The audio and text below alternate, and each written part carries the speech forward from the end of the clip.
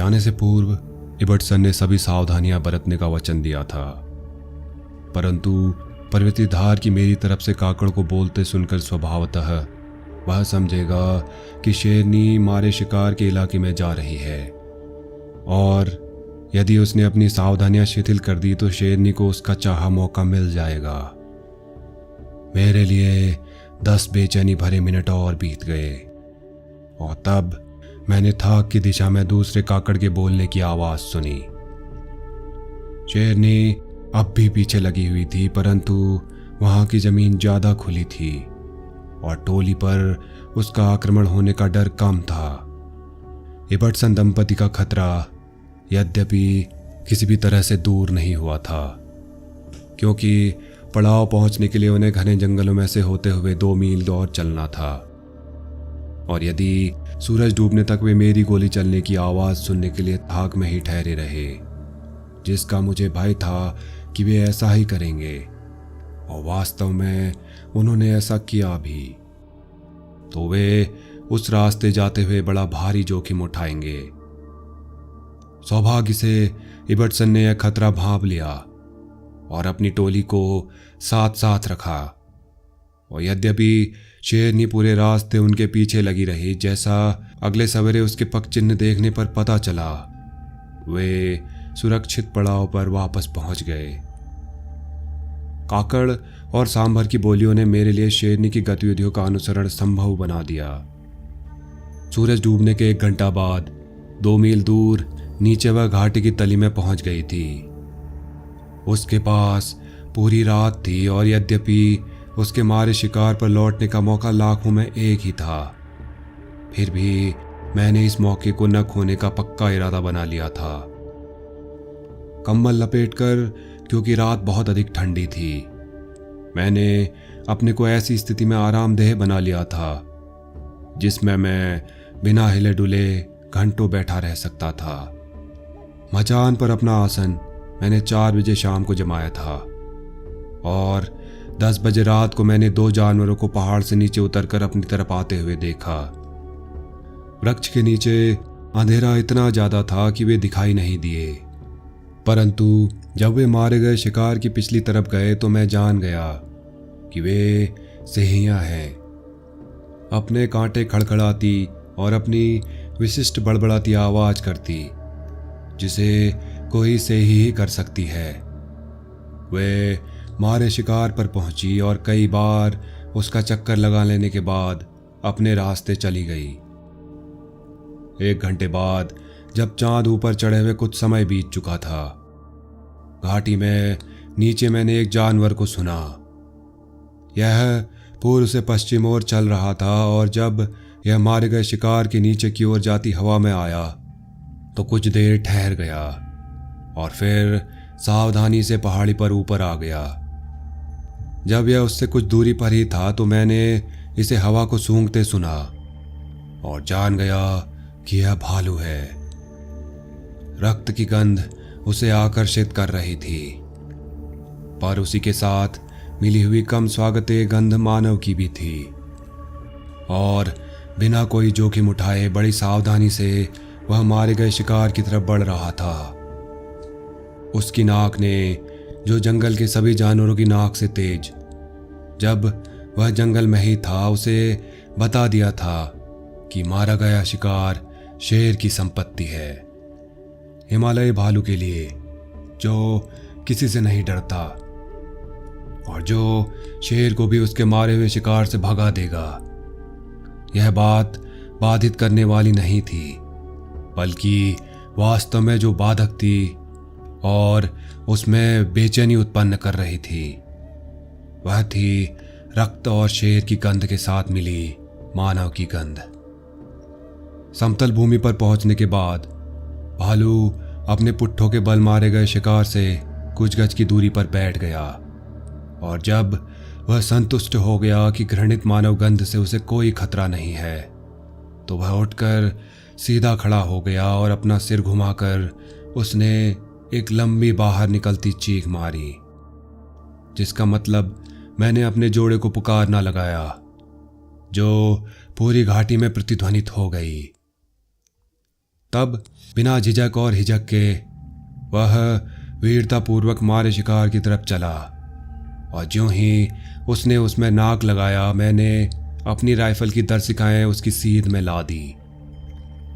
हिमालयी भालू द्वारा मानव को खाए जाने का केवल एक ही उदाहरण मैं जानता हूँ। उस अवसर पर एक घास काटती स्त्री चट्टान की चोट से गिरकर मर गई थी और उसकी कटी पिटी लाश देखकर एक भालू उसे उठा ले गया और फिर उसे खा डाला था। किंतु यह भालू जिसके कंधों पर मेरी दर्शिकाएं सधी हुई थी, मानव मांस पर वर्जना रेखा लगाता प्रतीत हो रहा था और मारे गए शिकार को देख और सूंघकर पश्चिम की तरफ जाती अपनी बीच में रुक गई यात्रा पर पुनः अग्रसर हो गया।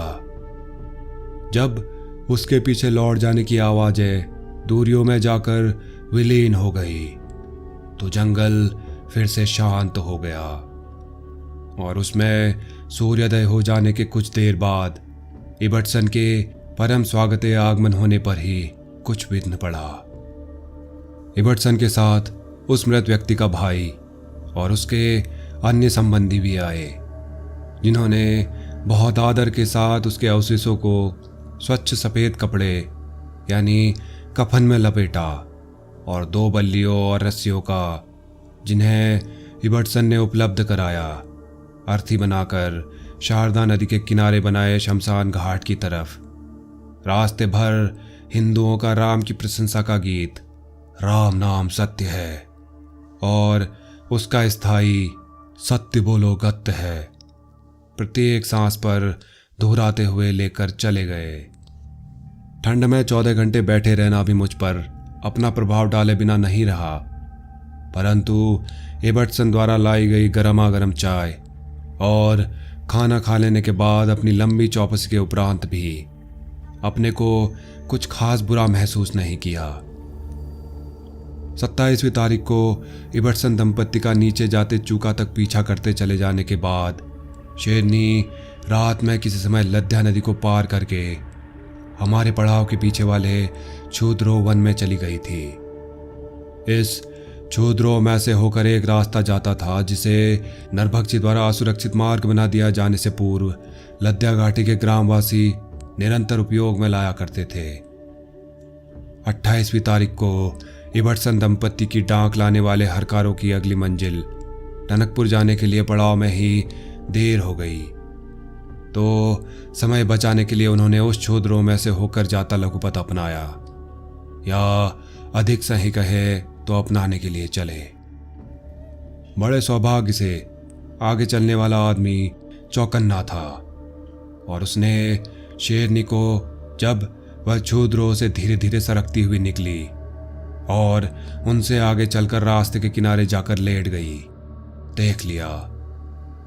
इबर्टसन और मैं थाक से वापस लौटे ही थे कि वे दोनों आदमी भागम भाग पड़ाव में वापस आए और अपनी अपनी राइफलें लेकर हम दोनों जल्दी जल्दी उसका पता लगाने निकल पड़े। जहां शेरनी बाहर निकलकर रास्ते पर आई थी और कुछ दूरी तक उसने उन लोगों का पीछा किया था, हमें उसके पग चिन्ह मिले, परंतु वह हमें दिखाई नहीं पड़ी। हालांकि जहां छूद्रो घना था वहां हमें कुछ हलचल दिखाई पड़ी और हमने वहां एक जानवर के चलते जाने की आवाज भी सुनी। 29वीं तारीख को थाक से लोगों की एक टोली यह सूचना देने आई कि पिछली रात उनका एक बैल गौशाला में वापस नहीं लौटा और खोज करने पर जहां उसे अंतिम बार देखा गया था वहां थोड़ा सा रक्त गिरा हुआ पाया गया। 2 बजे दिन इबर्टसन दंपत्ति और मैं उस जगह पर पहुंच गए और जमीन पर दृष्टि डालने से ही हम संतुष्ट हो गए कि बैल को मारकर शेरनी उसे उठाकर ले गई है। जल्दी जल्दी मध्याह्न भोजन कर इबर्टसन और मैं मचान बनाने के लिए रस्सियां लिए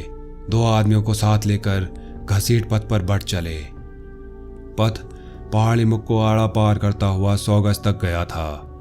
और तब सीधा उस गड्ढे में उतर गया था जहां मैंने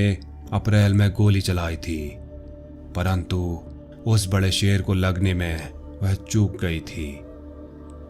इस खड्ड में कुछ 100 गज नीचे बैल जो काफी बड़ा जानवर था, दो चट्टानों के बीच में फंस गया था और उसे वहां से हिला न पाने के कारण शेरनी ने उसका पिछवाड़ा खाकर अपना भोजन प्राप्त कर लिया था और उसे छोड़कर चली गई थी। शेर के पगचिन्ह उस भारी भोज के कारण जिसे वह लिए जा रही थी बाहर की तरफ फैले हुए थे और यह कहना संभव नहीं था कि वह नरभक्षी ही थी या नहीं। परंतु इस क्षेत्र में चूंकि प्रत्येक शेर संदिग्ध था, इसलिए मैंने मारे शिकार पर बैठना ही तय किया। और चूंकि मारे शिकार से समुचित दूरी के अंदर केवल एक ही वृक्ष था और जो ही वृक्ष पर मचान बांधने के लिए आदमी उस पर चढ़े, नीचे घाटी में शेर ने बोलना शुरू कर दिया।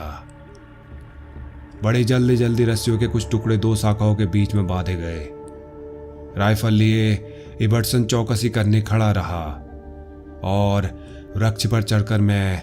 उस आसन पर, जो बहुत ही बेआराम और साथ साथ उन सभी मचानों से जिन पर मैं कभी बैठा हूं, सबसे खतरनाक मचान सिद्ध हुआ, अगले 14 घंटों के लिए विराजमान हो गया। वृक्ष पहाड़ से बाहर की तरफ झुका हुआ था और रस्सियों के 3 असमान टुकड़ों से, जिस पर मैं बैठा हुआ था, नीचे की तरफ चट्टानी गड्ढ में 100 गज से भी ज्यादा गहरा गर्त था। जब मैं वृक्ष पर चढ़ रहा था तो शेर कई बार बोला और उसके बाद भी शाम होने तक लंबे अंतराल देते हुए बोलता ही रहा और उसकी अंतिम पुकार आधा मील दूर पर्वतीय धार से आई थी। अब यह पूरी तरह से स्पष्ट था कि शेरनी मारे गए शिकार के निकट ही कहीं लेटी हुई थी और उसने आदमियों को वृक्ष पर चढ़ते हुए देख लिया था। पिछले अनुभवों से मैं जानता था कि इसका मतलब यह होता है उसने इस तरह छेड़छाड़ किए जाने के प्रति विधिवत अपना आक्रोश प्रकट किया है और फिर वह चली गई थी, क्योंकि यद्यपि अगले सवेरे इबर्टसन के आने तक मैं रस्सियों के उन 3 टुकड़ों पर बैठा रहा, पूरी रात भर मुझे कुछ भी और दिखाई या सुनाई नहीं दिया और फिर वह चली गई थी, क्योंकि यद्यपि अगले सवेरे इबर्टसन के आने तक मैं रस्सियों के उन 3 टुकड़ों पर बैठा रहा, पूरी रात भर मुझे कुछ भी और दिखाई या सुनाई नहीं दिया। गिद्धों की मारे शिकार को ढूंढ पाने की संभावना नहीं थी, क्योंकि गड्ढ बहुत गहरा और ऊपर खड़े वृक्ष की छाया तले था और चूंकि बैल काफी बड़ा था, जिससे शेर को कितनी ही बार भोजन मिल सकता था, हमने उस पर, जहां वह पड़ा हुआ था, एक बार फिर न बैठने का निर्णय किया, यह आशा करते हुए कि शेर उसे उठाकर किसी अन्य सुविधाजनक जगह पर ले जाएगा, जहां हमें उस पर गोली चलाने का ज्यादा अच्छा मौका मिल जाना चाहिए। परंतु इसमें हमें निराशा ही हाथ लगी, क्योंकि शेर मारे गए शिकार पर लौटकर आया ही नहीं। 2 रातों के बाद वह कटड़ा जिसे हमने सेम में अपने पड़ाव के पीछे बधवाया था, मार दिया गया था और पर्यवेक्षण करने में मेरी थोड़ी सी ढिलाई के कारण नरभक्षी को मारने का एक बड़ा अवसर हाथ से निकल गया। जो आदमी इस मारे गए शिकार की खबर लाए थे, उन्होंने बताया कि जिस रस्सी से जानवर को मजबूती से बांधा गया था वह टूट गई थी और मारे गए पशु को खड्ड के निचले किनारे से, जहां उसे बांधा गया था, खड्ड के ऊपर की तरफ खींच ले जाया गया था। यह वही खड्ड था जिसमें मैकडोनाल्ड और मैंने शेरनी का अप्रैल में पीछा किया था और चूंकि उस दिन वह अपना मारा शिकार खड्ड से कुछ ऊपर कुछ दूर लेकर चली गई थी, मैंने बहुत मूर्खतावश निष्कर्ष लगाया कि इस बार भी मारे हुए शिकार के साथ उसने वैसा ही किया था। नाश्ता करने के बाद इबर्टसन और मैं दोनों उस मारे गए शिकार को देखने गए कि उस रात उस पर बैठने की संभावना क्या है। जिस खड्ड में कटड़ा मारा गया था वह 50 गज चौड़ा था और पात पहाड़ियों में गहराई तक चला गया था 200 गज तक खड्ड सीधा था और उसके बाद वह बाईं तरफ को झुक गया था। मोड़ से ठीक आगे और उसके बाएं हाथ वाली तरफ छोटे छोटे वृक्षों का घना टुकड़ा था, जिसके पीछे 100 गज की पर्वतीय धार थी, जिस पर घनी घास जमी हुई थी। खड्ड के उन बाल वृक्षों के पास पानी का एक छोटा सा कुंड था। अप्रैल में इस खड्ड तक मैं कई बार जा चुका था, पर यह नहीं देख पाया था कि बाल वृक्षों का यह टुकड़ा शेर के लेटे रहने की संभावित जगह हो सकता है, और मैंने वे सावधानियां नहीं बरती जिन्हें मोड़ पर घूमते समय मुझे बरतना चाहिए था, जिसका परिणाम यह हुआ कि उस कुंड पर पानी पी रही शेरनी ने मुझे पहले देख लिया। उसके वापस लौटने के लिए एक ही सुरक्षित मार्ग था और उसने वही अपनाया। यह ढलवा पहाड़ से सीधे ऊपर जा पर्वतीय धार को पार कर उससे आगे की शाल वन में निकल जाना था। पहाड़ी इतनी ज्यादा ढलवा थी कि हमारे लिए उस पर चढ़ पाना संभव नहीं था, इसलिए खड्डे से ऊपर हम वहां तक चलते गए जहां एक सांभर गमन मार्ग ने इसे काटा था, और उस गमन मार्ग का अनुसरण करते हुए हम पर्वतीय धार पर पहुंच गए। शेरनी अब तिकोनी जमीन के एक टुकड़े में थी, जो पर्वतीय धार, लद्या नदी और पर्वत की चोटी से घिरा था, जिसके नीचे कोई भी जानवर नहीं उतर सकता था। क्षेत्र बड़ा नहीं था। उसमें रहने वाले कुछ हिरण ने समय समय पर हमें शेरनी की स्थिति के बारे में सलाह भी दी थी, परंतु दुर्भाग्य से यह जमीन बीच में कितने ही गहरे संकरे वर्षा जल नालों से कटी फटी थी, जिनके कारण अंततः हमारा उससे संपर्क टूट गया।